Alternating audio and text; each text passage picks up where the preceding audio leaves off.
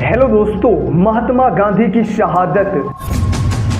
महात्मा गांधी ने 15 अगस्त 1947 के दिन आज़ादी के किसी भी जश्न में भाग नहीं लिया। वे कोलकाता के उन इलाकों में डेरा डाले हुए थे जहां हिंदुओं और मुसलमानों के बीच भयंकर दंगे हुए थे। सांप्रदायिक हिंसा से उनके मन पर गहरी चोट लगी थी।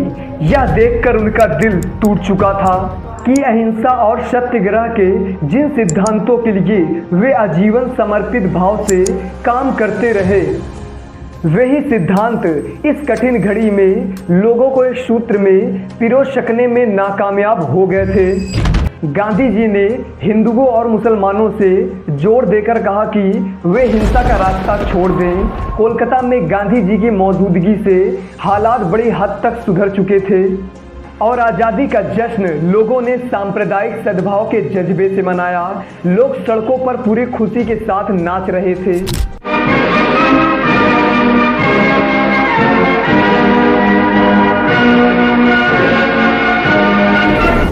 गांधी जी की प्रार्थना सभा में बड़ी संख्या में लोग जुटते थे।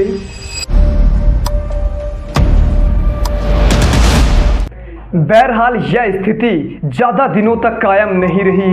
हिंदुओं और मुसलमानों के बीच दंगे एक बार फिर से भड़क उठे और गांधी जी अमन कायम करने के लिए उपवास पर बैठ गए।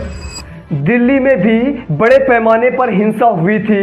गांधी जी दिल से चाहते थे कि मुसलमानों को भारत में गरिमापूर्ण जीवन मिले और उन्हें बराबर का नागरिक माना जाए। इस बात को सुनिश्चित करने के लिए वे बड़े चिंतित थे। भारत और पाकिस्तान के आपसी संबंधों को लेकर भी उनके मन में गहरी चिंताएं थी।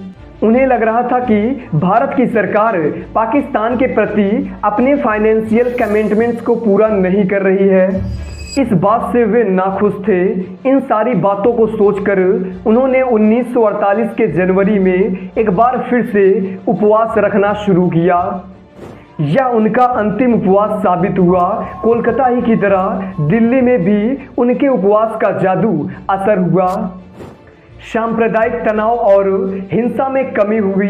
दिल्ली और उसके आसपास इलाकों के मुसलमान सुरक्षित अपने घरों में लौटे।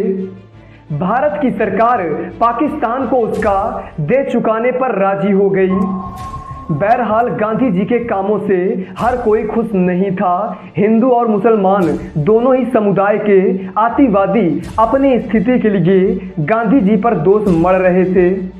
जो लोग चाहते थे कि हिंदू बदला ले अथवा भारत भी उसी तरह सिर्फ हिंदुओं का राष्ट्र बने जैसे पाकिस्तान मुसलमानों का राष्ट्र बना था, वे गांधी जी को खास तौर पर नापसंद करते थे। इन लोगों ने आरोप लगाया कि गांधी जी मुसलमानों और पाकिस्तान के हित में काम कर रहे हैं। गांधी जी मानते थे कि ये लोग गुमराह हैं। उन्हें इस बात का पक्का विश्वास था कि अगर भारत को सिर्फ हिंदुओं का देश बनाने की कोशिश की गई तो भारत बर्बाद हो जाएगा। हिंदू मुस्लिम एकता के उनके अड़िग प्रयासों से अतिवादी हिंदू इतने नाराज थे कि उन्होंने कई दफे गांधी जी को जान से मारने की कोशिश की। इसके बावजूद भी गांधी जी ने सशस्त्र सुरक्षा हासिल करने से मना कर दिया और अपनी प्रार्थना सभा में हर किसी से मिलना जारी रखा।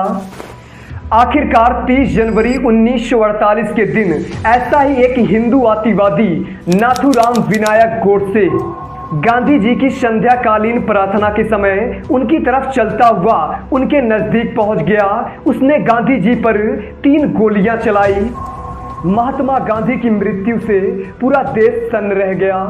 गांधी जी की मृत्यु से सांप्रदायिक माहौल अचानक से शांत हो गए। विभाजन से जुड़े क्रोध और हिंसा अचानक ही मंद पड़ गए।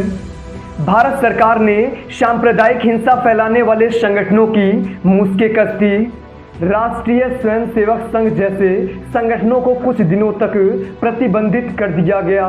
सांप्रदायिक राजनीति का जोर लोगों में घटने लगा। वीडियो पसंद आया हो तो वीडियो को लाइक जरूर कीजिएगा और ऐसी वीडियोस देखने के लिए चैनल को सब्सक्राइब जरूर कर लीजिएगा। मिलते हैं नेक्स्ट वीडियो में। जय हिंद।